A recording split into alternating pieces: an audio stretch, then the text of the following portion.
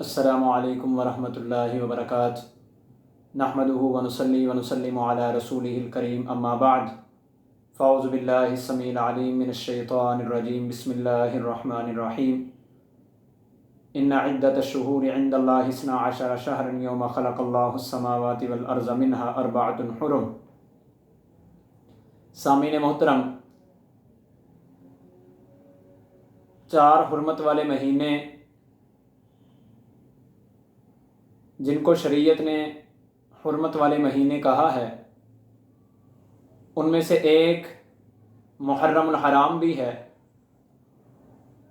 یہ حرمت والا مہینہ ہے، اس کے اندر انسان کو گناہوں سے باز آ کر، ظلم و زیادتی سے باز آ کر نیکی اور تقوی کے کاموں میں آگے بڑھنا چاہیے۔ قرآن نے بھی یہی کہا، فَلَا تَظْلِمُوا فِيهِنَّ أَنفُسَكُمْ، ان حرمت والے مہینوں کے اندر اپنی جانوں کے اوپر ظلم نہ کرو۔ عام مہینوں کے اندر بھی جان کے اوپر ظلم حرام ہے، لیکن ان مہینوں کی حرمت کی وجہ سے، فضیلت کی وجہ سے فرمایا کہ ان کے اندر خاص طور پہ اپنی جان کے اوپر ظلم کرنے سے، گناہ کرنے سے، اللہ کی نافرمانی اور بغاوت سے اپنے آپ کو بچانا ہے۔ اور اس کے اندر ہم نیکی اور تقوی کے کاموں کے اندر آگے بڑھ سکتے ہیں۔ اور نیکی کے اندر ایک سب سے بڑی نیکی جو ہے، وہ بڑی عظیم نیکی اس مہینے کے اندر وہ روزہ رکھنا ہے۔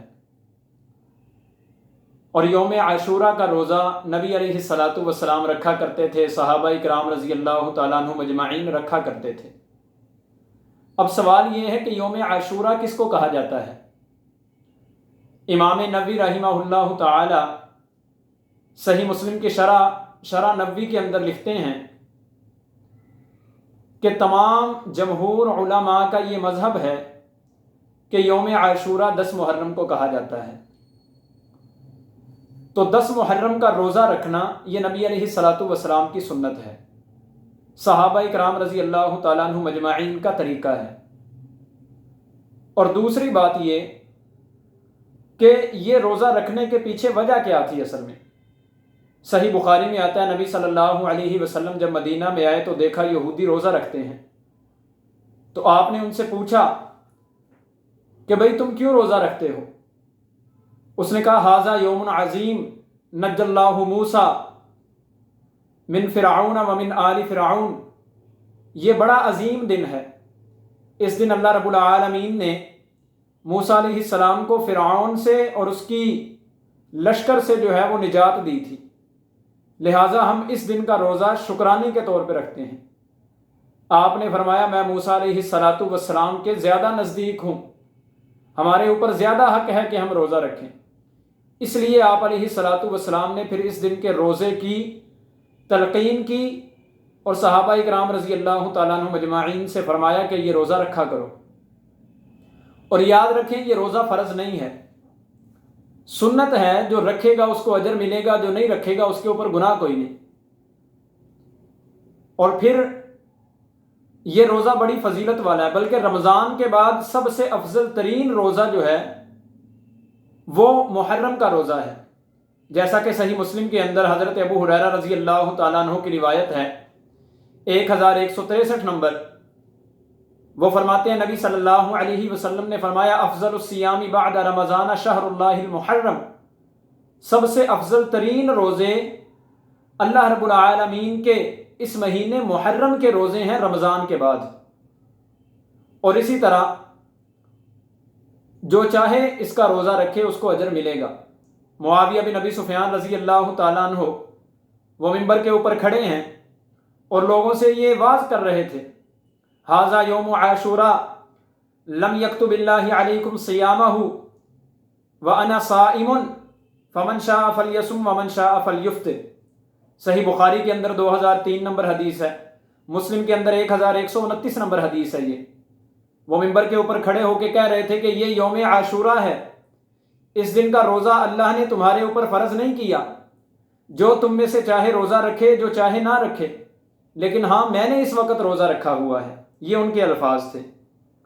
اور اسی طرح اس کی فضیلت کے اندر حضرت ابو قتادہ رضی اللہ تعالی عنہ جو انصاری صحابی ہیں، ان کی حدیث بھی صحیح مسلم کے اندر 1162 نمبر میں موجود ہے۔ وہ فرماتے ہیں نبی علیہ الصلوۃ والسلام سے پوچھا گیا اس روزے کی فضیلت کے بارے میں، تو آپ نے فرمایا یکفر السنۃ الماضیہ، یہ ایک سال کے گزشتہ گناہوں کا کفارہ ہے۔ اب رہی یہ بات کہ نبی صلی اللہ علیہ وآلہ وسلم کی یہ حدیث بھی ہے کہ خالف الیہود والمشرکین، یہودیوں اور مشرکین کی مخالفت کرو۔